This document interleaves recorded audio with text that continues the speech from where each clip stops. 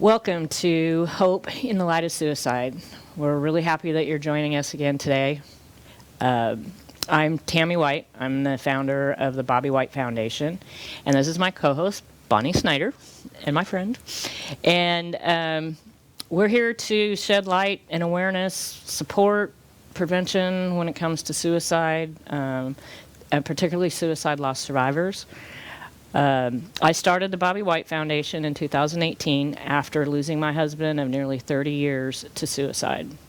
It was in April of 2016. We started the foundation because after our experience, immediately afterwards, we found there was very few resources and help for lost survivors. And we didn't want people to feel like they were going through this horrible process by themselves. So we started the foundation, and within our first year, we received our first grant funding, which we were very proud of. And we developed a program called our Purple Folder Program. And this was in partnership with Central Florida Children's and Family Systems of Care. And what it is it's a folder that has a ton of information for lost survivors. The idea is to get the folder into the hands of lost survivors as soon after a suicide as possible, even though they may not be ready for it. But at least when they are, they have something. Because quite often it could take days or months. But some of the titles in here for some of the information we have is Healing and Finding Your New Normal, Warning Signs and Risk Factors of Suicide, how to avoid further trauma or tragedy, because suicide loss survivors are actually at a much higher risk for suicide than the general public at this point, and particularly if there are teen or young family members involved. Isn't that right, Bonnie? Absolutely. Absolutely. So we're going to refer to this folder today with our topic is suicide and COVID. Back in the spring, when COVID started to hit, I made some comments to several people that this crisis, this epidemic that we have with suicide, was going to increase. And it started almost immediately. Fortunately, I have a whole team of people that keep an eye out for information for me. And right in the beginning, and again, we spoke of last week how suicide doesn't discriminate. Mm-hmm.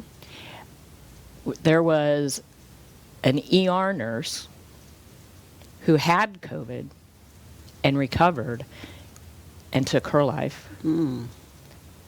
A 12-year-old boy took his life.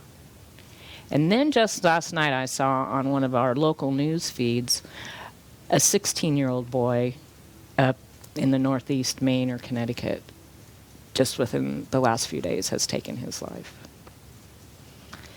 So it's an issue, and so we want to kind of take COVID and tie some of the issues back to one of our resources in this purple folder. And we'll get to that in a moment. But what I wanted to do is give Bonnie an opportunity. She had some of her family members last week after our show had to correct her on a little piece of information. One little piece of information. First of all, to highlight on what Tammy is saying, we're really, really honored and blessed that you guys have joined us, again for this our second filming of our show to bring awareness to suicide. And it's linked to mental health and substance misuse. Last week, I, called up my family members, and let them view or asked them to view the segment, and it was immediately pointed out to me because I had said, Aiden's death, my grandson, Aiden, who died by suicide Valentine's Day last year, 2019. And I had said, he turned 14 on the 7th, and he, died by suicide on the 14th. And my family members, specifically his mom, said, Bonnie, your grandson was born on the 8th. And then his sister said, Nana, Aiden's birthday was on the 8th, not the 7th. And I had to think about it because I have a multitude of grandchildren. And I do have a grandchild that was born on the 7th, but it was the 7th of December, not Aiden, who was February 8th. And then I had to think about it because Aiden's nickname was AD8, AD for Aiden, Right. and then 8, For his birthday. And so his father, my son, nicknamed him 88. And I'm like, oh my gosh, what was I thinking? It was 88. It was the 8th. So, but it brought to mind, well, wait a minute now. So his suicide was less than a week after he turned 14. Aiden was into archery. I mean, He was such a handsome young man. I know. It's, we miss him and we think of him often. So yeah, I had to correct that. I'm sorry, Aiden, and I got your birthday wrong. But yeah, it's February 8th and not February 7th. Well, it's just great that your family, gives you the blessing to be able to come out here and talk about him and the family, and keep his memory alive. That's what we have to do. We need to talk. We need to talk. So we're going to get into a couple talking points for lost survivors. These are suggestions for lost survivors. And in our purple folder, we have a pretty good list. So this will take us through a few shows, we figured.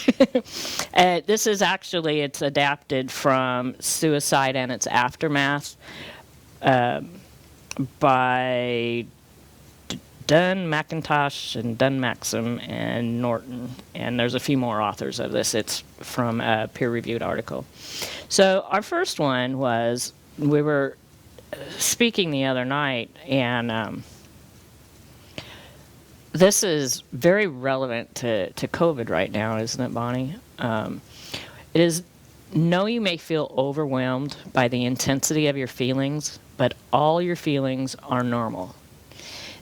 This is probably something new to a lot of people, And I think a lot of it, too, where the newness comes in is because, of course, for suicide, it's the last thing we think of. Like, who, wakes up in the morning and is like, oh, I think today I'm going to, have to, respond, or process. I've just lost someone close to me, whether it's a friend or in our cases, a family member, Right. To suicide. And the feelings that, come up, that It's overwhelming. Yeah, and when I think of processing my own, we talked last week about the grief cycle. First is that disbelief, like that initial shock of, no, please tell me I'm not hearing this. To the rest of the day, it's like, did I really just get that phone call? Did I really just get that phone call? And again, if I fast forward to 6 months later with my son. And I want to say, as I'm looking at the officer, as he's telling me, we found your son, I think the look on my face was just probably like a blank stare.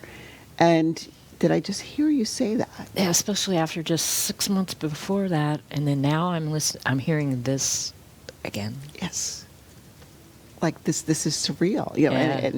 and so we don't, and I think for me, what made it particularly interesting is I'm a mental health professional, and it was like, what are you trained? What are you trained? What are you trained? And it was like switching from professional mode into human mode, if that makes sense.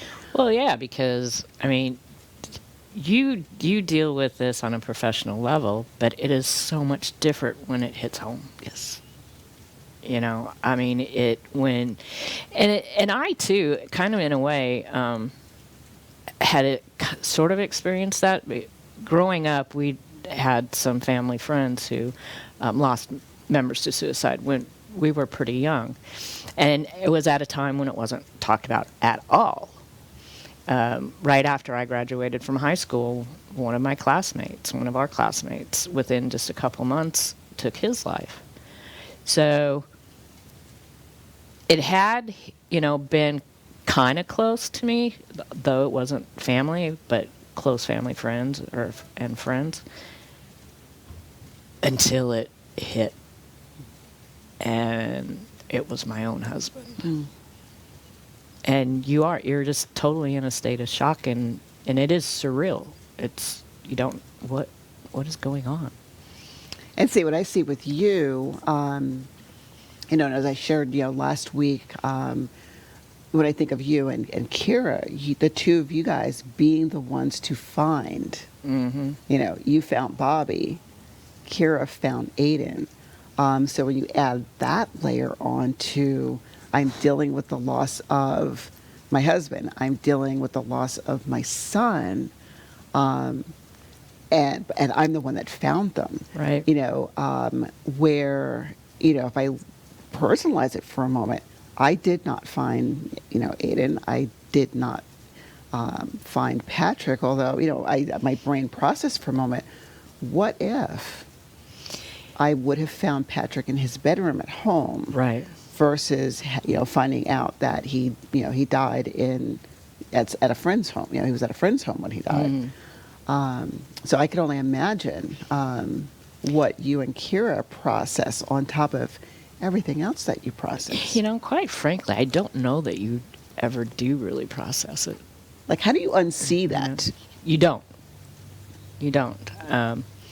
And two, like we said last week, I'm still living in the home, and I know exactly where he took his life, and I walk by that spot all the time.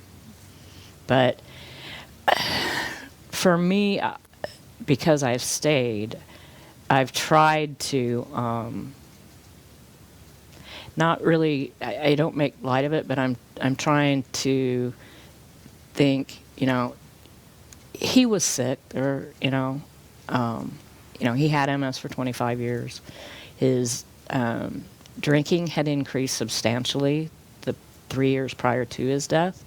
When one of his friends from his hometown moved down here, and I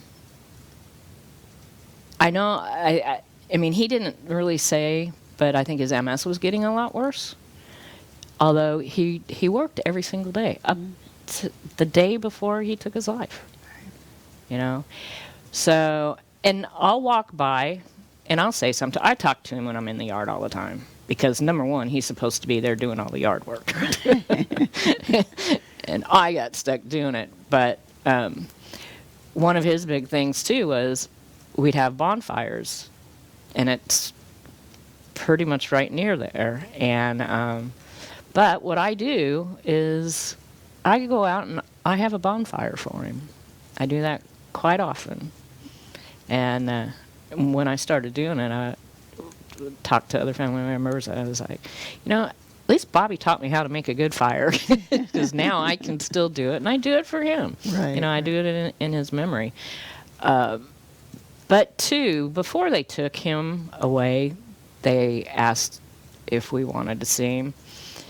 Me and only one of his sisters did. And when I saw him, he looked at peace. It was much, and that is really the last time I saw him. The first time was not good, but before they took him away, he did.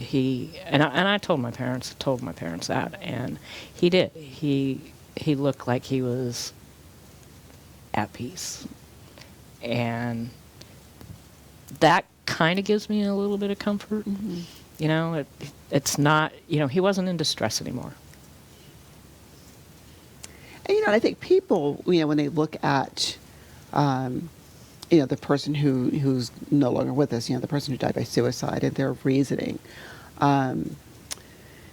what kind of rationalization, if any, goes into the reasons why, and if we do a comparison. Not that, I really want to do a comparison, but, one would say, but Tammy, Bobby's reason was he had MS. Aiden was 14. What was his reason? You Right. follow me? Oh, yeah. And I will quickly push back at that and think, so you're telling me, people who have that reasoning, oh, he did not want to suffer anymore with MS. Okay. But does that mean that his life was less meaningful? You know what I mean? Right. No. And the thing is, and what I have found through this process, and dealing with my feelings and other people, how they process their feelings, quite often an event like this, it's not one cause. Right. It's not one thing. It wasn't just that Bobby had MS or that he was drinking too much that day. I mean, it goes back into substance abuse. Mm-hmm. Bobby's blood alcohol content was almost 0.3 or a little over 0.3. Now, between 0.3 and 5 can kill you.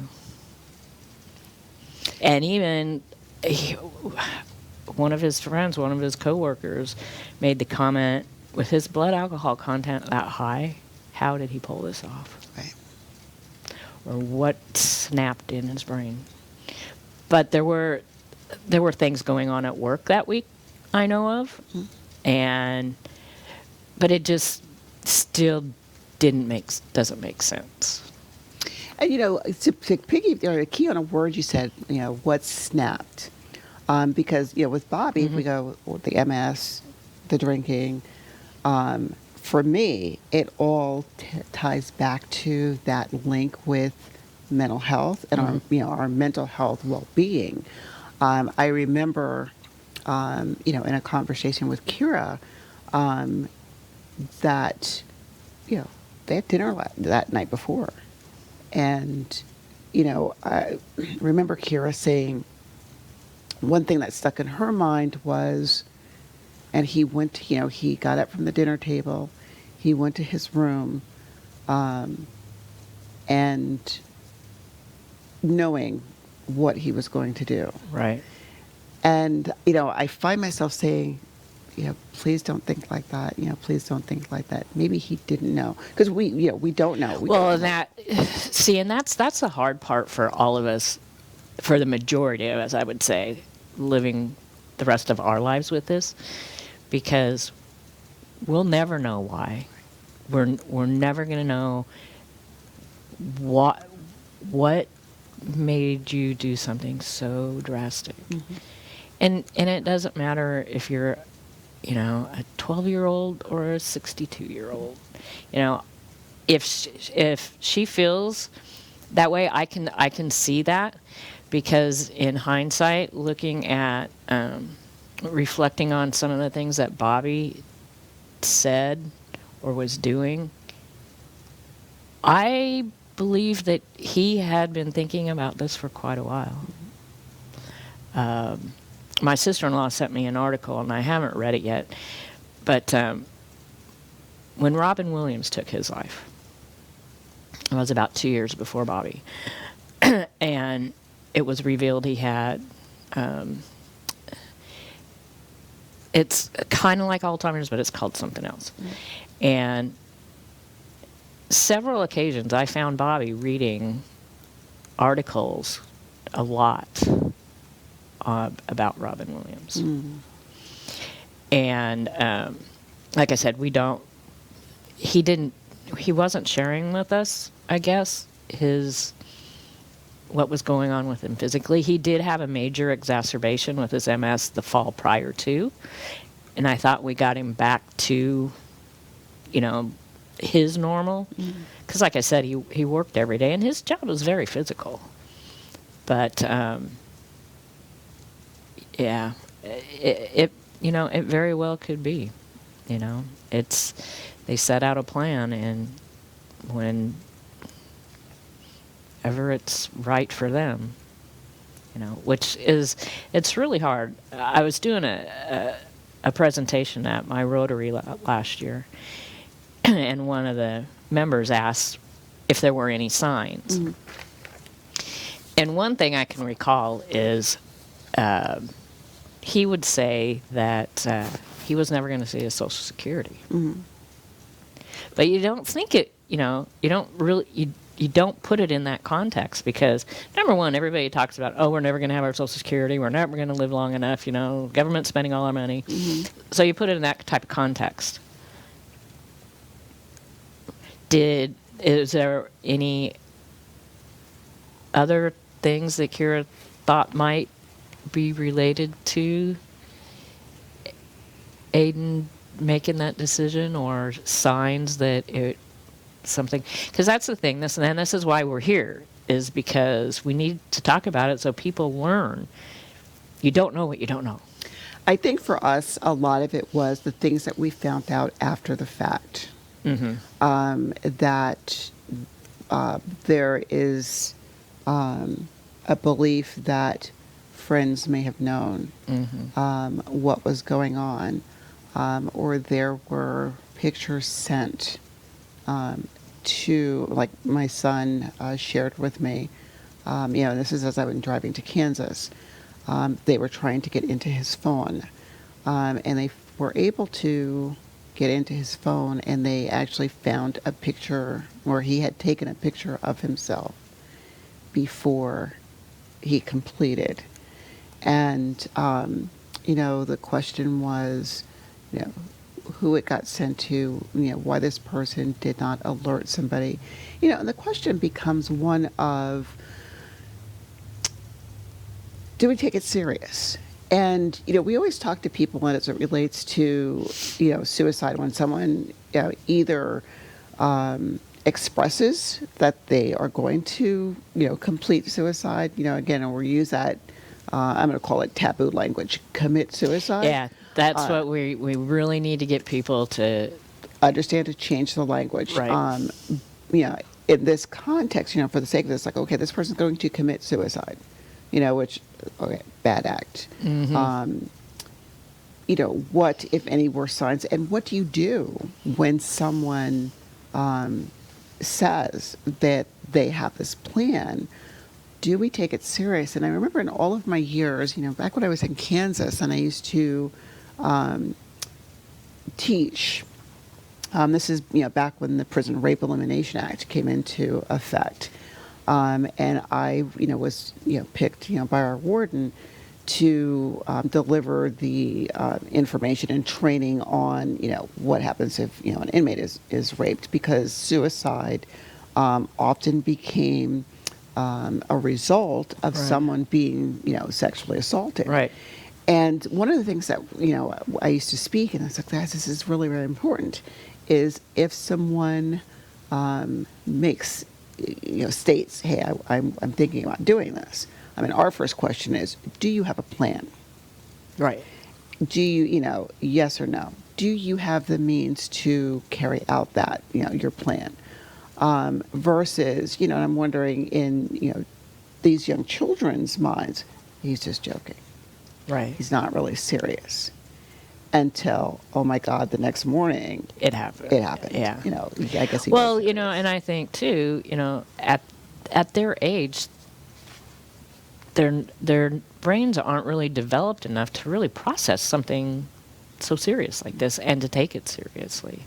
Exactly. And that's, that's another part of it, is you have to take every little thing that relates to this seriously. Everything. And it does, I've often said, you'd rather have a person be mad at you for even suggesting that you might be thinking of taking your life, but wouldn't you rather them be mad than having to go to their funeral? Oh yeah, and I think that thought runs through my mind a lot. Whether it is thinking about Aiden, and more so thinking I didn't say more so, but even thinking about Patrick. Mm-hmm. If I should have Marchman Act. I should have asked for Marchman Act, and made you go to therapy. I should have, the coulda, shoulda, wouldas. Yeah, we all have. You know, And it's natural. Well, even with me with Bobby, if I would have known about his brother's attempted suicide, maybe I wouldn't have left that day, and I could have Baker acted him. But you can't. That's just not how things went. and we teach you the coulda, shoulda, wouldas. Yeah. Our distorted thinking. That's Exactly. Not, that's not how we should go. And, again, I find myself often, playing both sides of my head. Okay, if I was talking to someone, if I were in a therapeutic setting, like if I were, doing actual therapy with someone, it's not my current job right now. It's all substance abuse and prevention Right. work, then therapy. At the same time, I sit back and I'm like, if I were in a therapeutic setting, and this is the tape that I play in my head a lot, what would I say to somebody who is sitting across the room from me? What would I say to somebody? And I think that's what keeps me grounded, especially now when I think of. It made me think of the article that you sent me. You're like, look at this article.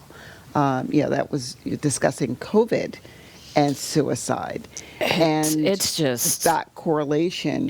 Which, as I sit back and I looking at that particular article and tying it back to the purple folder, a couple of the two bullet points that you talked about at the beginning of the show highlighted the current environment that we're in now in terms of, things are overwhelming. People's feelings are overwhelming, and this is normal.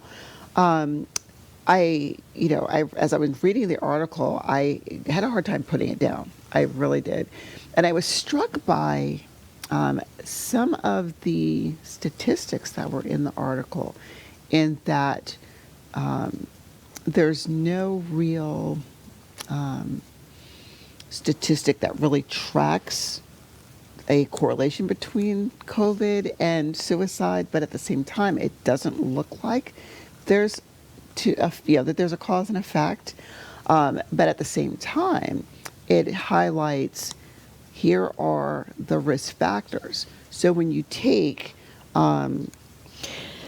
risk factors that are already established, and combine that with this pandemic, and now we're in forced isolation versus right. Well, and ironically, some of the it is the risk factors are basically the same, except for extremely elevated, because now people that don't normally fall into those risk factor categories can very easily slip into them. And I think it's exasperated by the loneliness. Now we are forced to isolate, where I might just pop over to your house. Hey, Tammy, what's Right. going on? How are you doing? Yeah, but we don't do that versus anymore. No, we don't do that right now. No, and that is, one of the big things is increased social isolation, but also economic losses. Yes. Because I guess we're fortunate, kind of in a way, in Florida. We're not on lockdown. Where my family lives out in Washington State, they went back to lockdown 3 weeks ago, and until the 14th of December. And my mom is having a really difficult time because she can't go out and see her friends, and especially during the holidays, like she normally would. And Christmas Eve, she hosts a family Christmas, and we usually have 20 to 30, 35 people at our house on Christmas Eve, and she can't do that. And she's done it for 35 years, and it's really taken a toll on her. How many people do you find that despite, Florida not being on lockdown, which, depending upon who I talk to, Right. some people are, I'm glad we're not on lockdown, we can protect ourselves, versus other people who that in itself heightens, their anxiety because it comes across as we're not doing enough. So even with the lack of a lockdown or a mandatory lockdown, let's Right. just say, we're still isolating. Right. How many people, Oh, I do. I don't still go out and do the things that I normally would be doing. I mean, we're still doing, and I'm the organizations that I'm still involved with throughout this last several months. We're still meeting on Zoom, and if I do meet someone, it's one-on-one, and we go to the coffee shop. And I tell you, since March 13th, that's happened 3 times, maybe, and that's just been recently. I go to the grocery store every couple of weeks. I go to Lowe's or Home Depot because I can't live without doing that. But quite often I order online, and they bring it out to me.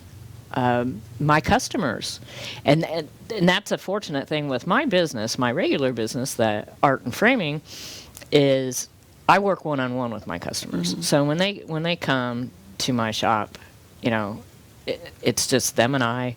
We can still social distance. I touch the frames. They don't have to touch anything. We have the door open. But still, I used to go out to meetings almost every day, and meet with people and do things. And I don't. Even my neighbor. I mean, we do talk on the phone at least once a day, but we don't hardly even see each other. As conversely, a lot of my work is done in school. Right.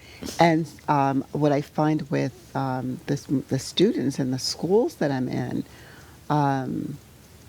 a lot of, I kind of did a mini survey, across the students, and even with my own grandchildren. Do you want to be in school, or would you prefer to be brick and mortar, or would you prefer to be online? And just using my grandchildren as an example, half of them I want to be brick and mortar for different reasons. I learn better in front of a teacher. They that main piece of that social connectiveness, where others are like, what, I like I like being on Zoom. I can eat whenever I want to, which is kind of more. I can wear my pajama bottoms and nobody will know. I can wear my pajama bottoms and I can snack, where I can't snack in the classroom. But even talking to my colleagues, when I'm walking out, again, whatever school that I happen to be in at the moment, the anxiety between when we get the announcement, there's been an outbreak. And one of the schools that I'm in, we lost, I'm going to say, nearly 50% of our students, because of contact tracing and whatnot. And when I think about, these children, the students that are no longer in school, they no longer have that social contact, suddenly being told you got to stay home. What does that do to their mental health? Well, and those 2 incidents that I told you about at the beginning of the show, with a 12-year-old boy and a 16-year-old, it directly affected their decisions. The older one, the 16-year-old, he couldn't play football. He couldn't do his normal things, and it's taking a toll on everybody, but on the youth, it's taking a huge toll on. And when I saw the article, it was one of our local news stations. There were several people on there. I was just kind of heartbroken, and I don't ever post anything because people that make such harsh comments that have never experienced this kind of loss, no matter how it happens or the reasons, is mind-boggling to me. And it's like, and that's why we want to do the shows, because we don't want you to have to live this life. But, have some consideration for the families, the friends that are left behind, because it's devastating, as we both know. And see, sometimes, Tammy, I find it that it's not only individuals that have not experienced this kind of loss. I find, and have had it my own experience, people who have suffered similar loss. And if I do a comparison, someone close to me lost their child. Their child was lost to a sickness. Older child, older than Pat, and Aiden. I remember being told, it's time to move on, get over it. Stop talking about it. There's nothing you can do to bring them back. And when I think of conversations that Kira and I have had, and Kira, and when I always say Kira, like with Kira, it's like we did this like switch where February I'm attempting to be her rock. Right. August, she became my rock. Right. Because now we're like bouncing off of each other. Right. And I'm like, I find sometimes as I'm talking to her, I know I'm preaching to the choir because you've been to this. Or I'll say something, you know this as well, or maybe even better than me. And sometimes, I find myself saying, you probably know this better than me because, again, I almost say, you have a one-up on me. You've found Aiden. And granted, it's not a one-up that, you want to have. Right. But even I've also found, coming home, thinking of Patrick, coming home from my high school reunion. It's like my high school reunion was that weekend. Got on a plane, came home, Patrick is gone. There's several individuals in my graduating class when we have a page that is dedicated just to my graduating class. And the administrator had posted, oh my gosh, Bonnie just got home and found her son gone. And I found out there are 1, 2, 3, 4, I want to say 6 that I could think of off the top of my head.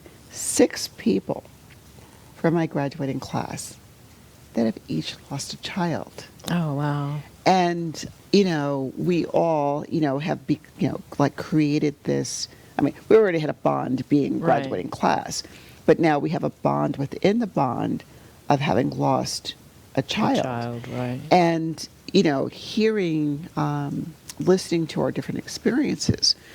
Has anybody ever told you to get over it? Yeah.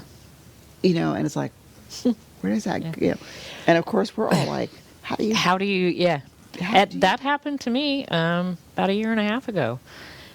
As somebody, they didn't say it directly to me. Mm-hmm. They said it to one of my family members. They said, oh, it's been 3.5 years. She needs to get over it. And it's like, maybe you do, but this is something I'll never get over. And neither will you, and neither will Kira. It's just something we learn to live with differently. Which is what I love about why that purple folder was created. And I applaud you for coming. It was a lot of work, but we have, fortunately, well, I guess maybe unfortunately, when we first completed this last year, it was September of last year, I got a phone call from a friend of mine, and I needed to get a hold of somebody because somebody had taken his life. And I was given a name, and I was like, no. The first purple folders that I delivered, and I delivered the first ones, were to a longtime customer of mine's family. I had known them for 25 years, and they were the first people that I delivered folders to. I never thought while we were doing this that would be the case. It would be that personal. Yeah, not at all. But we're in the process of updating it because actually most of the information in here is for anybody that has suffered a loss everywhere. We do have a section that is specific to Pasco County as far as local resources, which were extremely limited even a year and a half ago, and we're bringing in more resources. And they're available also through, we have other community partners that have them. And Newport Richey Police Department, they're available at. Port Richey Police Department, Dade City Police Department. And there, you can find, there's probably, I think, at least 11 right now, and you can find the list on the foundation website. Has a list of everybody who has them. And even, to our audience, even though the purple folder, the resources that you see in it is, Pasco County, which, where we happen to be, even if you extract the resource piece out of it, just the information in which it is itself. which is most of it. And there are some online resources. Exactly. So everybody, so you can access a lot of these resources from anywhere that you're at. But yeah, Like as for me, just again, when you say, I never would have thought in a million years that the first folder I would have given out would have been to a family friend. There's a part of me that sits back and says, I wish when I was on my way to Kansas that I had the purple folder to give to Kira, to give to Carl, my son, to give to the other, call them glamas, right. Lou and Shirley. Yeah, because it is. There's just a lot of information in there, and that's why we did it, is because it's information I wish I would have had. I didn't even find out until 5 months after Bobby had passed away that there was a Tampa Bay chapter for the American Foundation for Suicide Prevention. Really? 5 months later, and it was by accident. Maria, who started the Out of the Darkness Walk here in Pasco County, I saw a Facebook post on it. And I was like, oh, I didn't even know that anything like that even existed. And actually, I went on there to buy a dog scarf for my neighbor's dog. And I couldn't participate in the walk that year because I was still in a cast from breaking my leg. But, even 5 months later, not having that information. And so, we just want somebody to have something tangible that they can reach out, and they know that they can reach out to us. When we gave a purple folder to a family, actually I was called to deliver it to a school. And the principal took the folders to the family, and the mother reached out to me because they couldn't go back to that house. And, we worked with them to try and find them new housing. But, it's when the first responders leave, you're on your own. You are. And you're in such a state that you just don't know. And you are on your own unless the first responder, or whether that first responder is the paramedic, or in my case with Pat, the deputies, right? And I have to along when you think of the people that you give kudos to, and I'm a little bothered that I can't remember the officer who the officer and his supervisor that told me about Pat. But the supervisor, as he was leaving, I just remember him looking at me and telling me, he's going to stay here with you until victim advocate gets here. And of course my brain was processing, like, what? Right. And he was like, no, we're not going to leave you by yourself until the victim advocate gets here. Had that not happened, of course I thanked him, like, oh my gosh, well, thank you for letting him stay. And at the same time, thank you for just being the guy that just broke this horrible news to me, Right. but you're going to stay with me too. And I mean, there was like a 5-10 minute crossover. Had the Pasco County, the two sheriff deputies that were in my home, had they not called victim advocate to, send somebody, to help Right. me with this process, I would, I would not have known what to do. Right. I would have been sitting in my house like, and where do I go now? And where do I go now? The woman from Victim Advocate was Rita, was amazing. Who also provided with some other additional resources and do this, do this, and then of course there was the funeral home that was that became a resource. But sitting back in, like you said, resources are somewhat limited.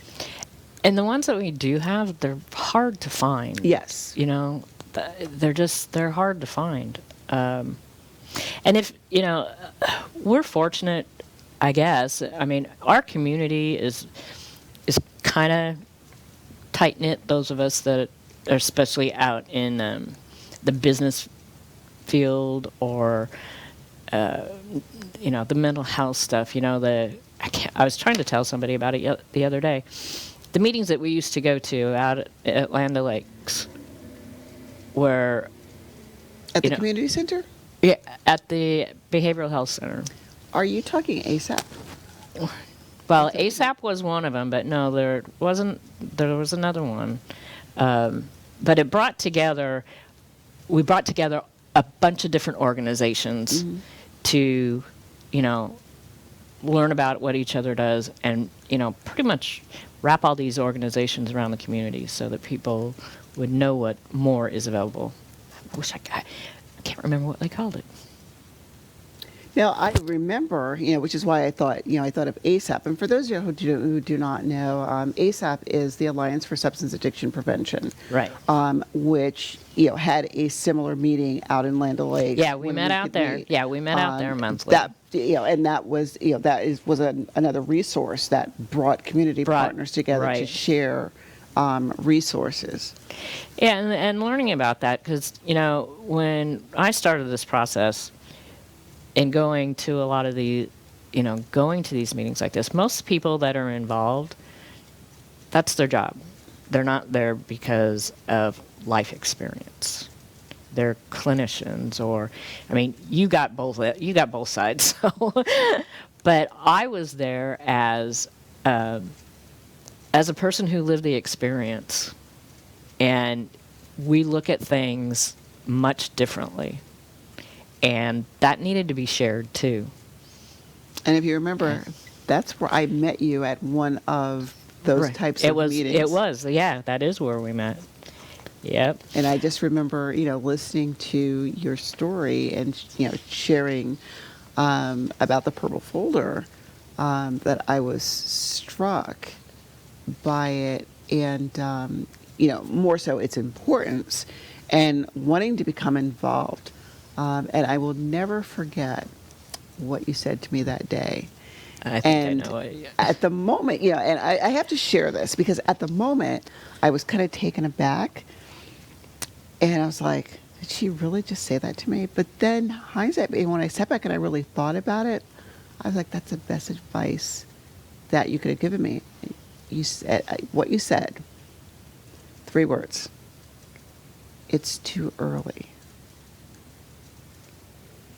And I found myself for a moment saying, what is this woman talking about? Who is she? Well, yeah, because, I work in this field, so I should know. Exactly. But then when I sat back and I really thought about it, I was like, she was so right. That I needed to take a moment to step back because, looking at that one bullet point, your emotions, become overwhelming, and allow that process to happen. And I think I needed that moment to sit back and allow the process to happen before I could really, I had to get right with me. Right. Before, we could do that. And, again, I was like, I don't think I've ever thanked you for that. I remember that. I really do. And that brings me to another thing that's really super important. And I think you and Kira have done really well with this, but you need to find a good listener with whom to share your feelings, your story, day-to-day things. You know, if you're having a bad day, somebody that you can trust, not one of the people that thinks you should get over it. They're not included in this. But you really need to find a good listener. Has that mostly been Kira? You have other people that you... You know, as I shared in, our show last week, I am so blessed to have an extended blended family. Oh, yeah. So within my circle, it has been, a couple of different, I'm going to put people in, different sections. So I have, that family section that includes, Kira and I, who, were the moms in the group.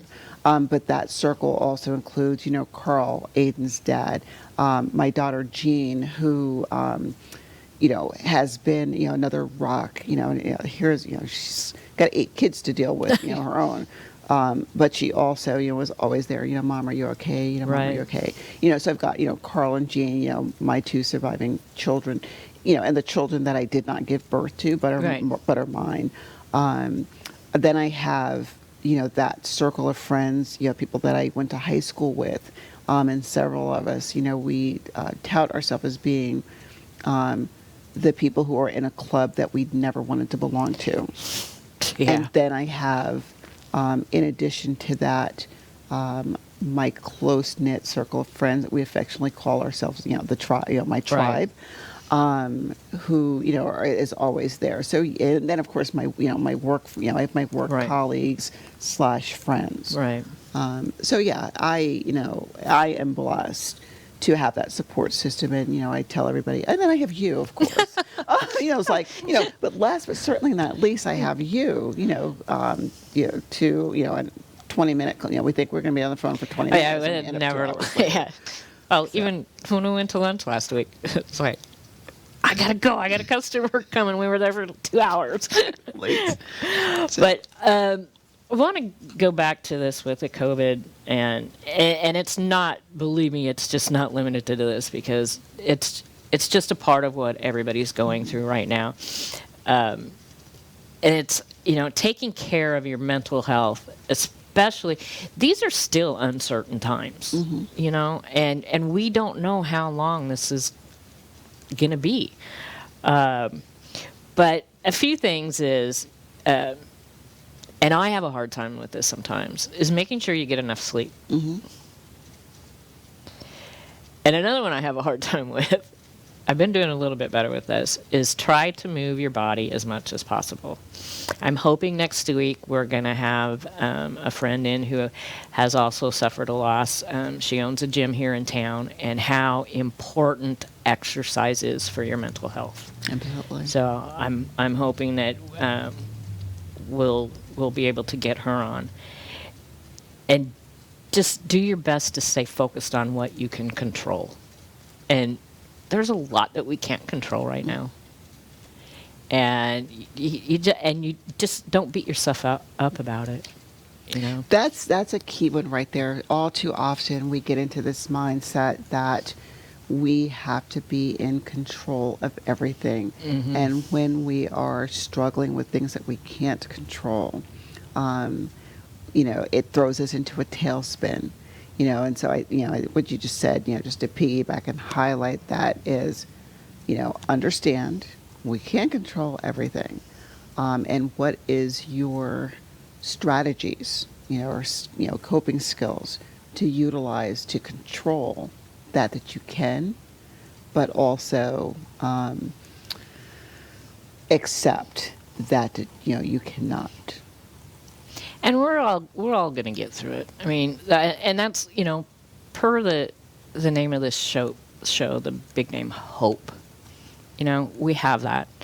I want to share with you all ways that you can help us continue to bring information to you and support the foundation. There's a couple ways. You can just go on to the BobbyWhiteFoundation.org and there's a donate button through PayPal.